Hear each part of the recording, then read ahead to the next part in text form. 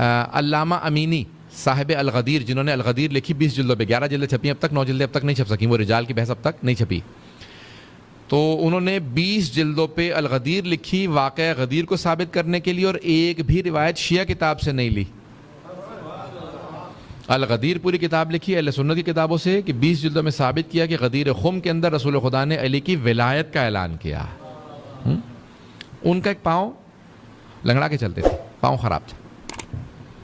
وہ خود کہتے ہیں کہ میں حرم امیر المومنین میں نجف میں رہتے تھے، بچپنے میں نجف چلے گئے تھے، پوری زندگی نجف رہے تھے، الغدیر لکھ رہے تھے، مجتہد بنے تھے، پوری زندگی گلا دی تھی حرم میں خدمت کرتے ہوئے، نماز وہیں پڑھاتے تھے، الغدیر لکھ رہے تھے۔ وہ کہتے ہیں کہ شب جمعہ میں حرم میں زیارت پڑھ رہا تھا،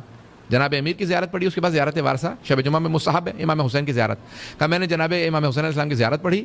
2 رکعت نماز پڑھ کے میں گھر جانے والا تھا، اچانک دیکھا کہ ایک آدمی جو اپاہج تھا وہ بھی اسی طرح سے لنگڑاتا ہوا آیا، زری پہ ہاتھ رکھا، ایک بدو عرب، اس نے کہا یا علی کل صبح تک میرا پاؤں ٹھیک ہو جائے نہیں تو میں آپ کو مارنا چھوڑ دوں گا۔ علامہ امینی کہتے ہیں میں گھر جا رہا تھا، رک گیا دیکھنے کے لیے کہ کیا ہوتا ہے۔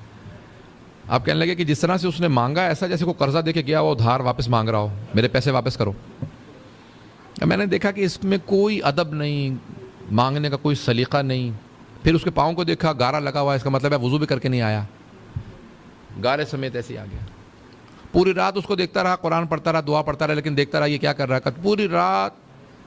کبھی سو رہا ہے، کبھی ادھر اس کو دیکھ لیا، اس کو دیکھ لیا، نہ کوئی دعا پڑھی، نہ کوئی زیارت، نہ قرآن، کچھ نہیں۔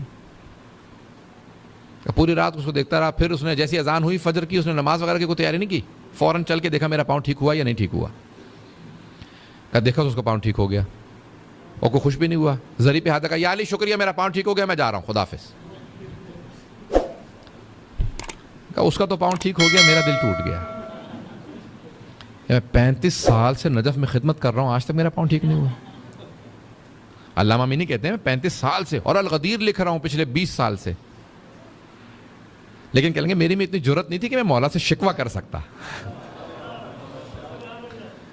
جن کے رتبے ہے سوا ان کی سوا منزل ہے، اب ان کے رتبہ ان کا مختلف تھا، بہت بڑے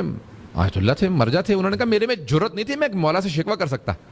میں نے نماز فجر پڑھی، زری پہ آیا دوبارہ، کا مولا اجازت ہے میں گھر جا رہا ہوں،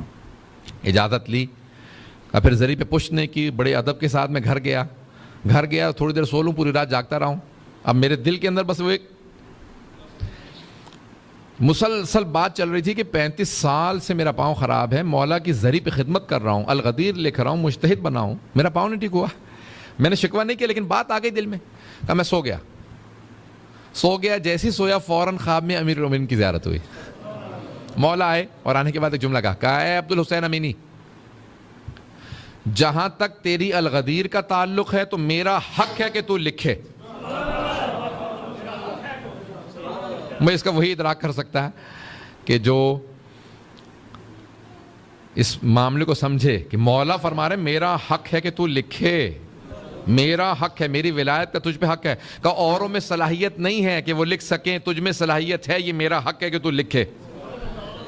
میرا حق ہے کہ تو الغدیر لکھے۔ نمبر 2، جہاں تک تیرے اجتہاد کا تعلق ہے آخرت میں بہت بدل ہے، اور الغدیر کے بھی بدلے میں تجھے میں آخرت میں جو کچھ ملے گا دنیا میں تو سمجھ ہی نہیں سکتا، لیکن جہاں تک تیرے پاؤں کا تعلق ہے تو جانتا ہی نہیں ہے کہ اس بیماری کا آخرت میں بدل کیا ہے۔ اگر میں تیرا پاؤں ٹھیک کر دوں، اور میں طاقت رکھتا ہوں، ولایت رکھتا ہوں، میں ولایت رکھتا ہوں تیرا پاؤں ٹھیک کر دوں، لیکن نہیں ٹھیک کر رہا کیونکہ تو جانتا نہیں ہے آخرت میں بدل کیا ہے۔ اور سن، اگر تم مجھ سے یہ بھی کہہ دینا یا علی میں ماننا چھوڑ دوں گا، میرا پاؤں ٹھیک کر دیں، تب بھی تیرا پاؤں ٹھیک نہیں کروں گا۔ نہیں، توجہ سے سنیے گا، کہا کیونکہ وہ جو کہہ رہا تھا نا کہ یا علی میں ماننا چھوڑ دوں گا، وہ واقعا ماننا چھوڑ دیتا، اس کا بس اتنا ہی ایمان تھا، پاؤں ٹھیک ہوگا تو مانوں گا، نہیں تو نہیں مانوں گا۔ کہ تو اگر مجھے کہہ بھی دے کہ میں یا علی آپ کو ماننا چھوڑ دوں گا، میں تیرا تب بھی پاؤں ٹھیک نہیں کروں گا، کیونکہ جانتا ہوں تو جائے گا کہاں، یہاں ناراض ہو کے باہر نکلے گا، وہاں پھر واپس آ کے مجھ سے معافی مانگے گا، یا علی جسارت ہو گئی مجھے معاف کر دے۔ مجھے پتا تو کہیں نہیں جائے گا، لیکن وہ اس کا ایمان بس اتنا ہی تھا۔ عزیزان گرامی، بعض اوقات دنیا کے اندر چھوٹی چھوٹی پریشانیاں، بیماریاں، پریشانیاں ہوتی ہیں، انسان کو معلوم نہیں ہوتا آخرت میں اس کا بدل کیا ہے۔ اللہ اگر ایک چیز سے محروم کرتا ہے تو اس کے بدلے میں اس دنیا اور آخرت میں کیا دیتا ہے وہ ہم نہیں جانتے. اگر بات واضح ہے تو انشاءاللہ تعالیٰ یہ جو آزمائشی دنیا کے اندر آتی ہیں ان تمام چیزوں کے بدل ہوتے ہیں, ان تمام چیزوں کے اس آخرت کے اندر بدل ہے, چاہے وہ معذوری ہو کوئی بھی چیز ہو, اس کا آخرت میں بہت بڑا ہمارے لیے بدل موجود ہے.